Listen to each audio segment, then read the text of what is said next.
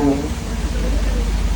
They're brothers, and so bears are primarily solitary animals. You guys, you don't really see them hanging out in the wild. These two are super bonded. When they were rescued at 10 months old, one of them had to have a little surgery. How small are And the they? other one was so protected. We figured that, because they were so bonded, we were going to keep these guys together.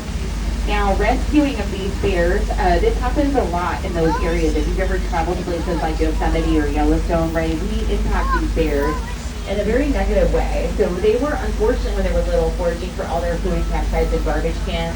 Not only is that not good for the bear system, it's junk food for them.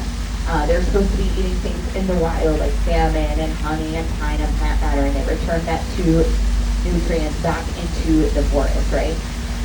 But it also creates conflicts between the bears and humans, and it is about human and wildlife coexistence as we move forward. We have to figure that out. It's really important.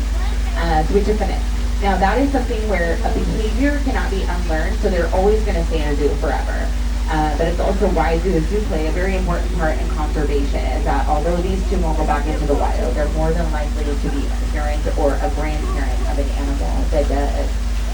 Yeah, these two are also siblings, so just like Ernest and Ellen the lions, very different in personality. One of them is a worker bear, the other one is a little bit lazy. So one of them gets up and works really hard all day. You'll see him gathering up plants and making nice little mattresses for them all day long. He works hard. Now when he's doing that, his brother poses for the paparazzi. Yeah, that's that one. Swims to catch his fish. He doesn't do anything to help. At nighttime when I'm leaving work and I see them go to bed, the worker bear will lay down first. And then he'll come trotting over, you know what I mean? And then he snuggles him. They spoon all the time, you guys. They embrace. And he always sleeps with his leg up on the wall. I don't know why, but it's a thing. So they are the cutest things ever.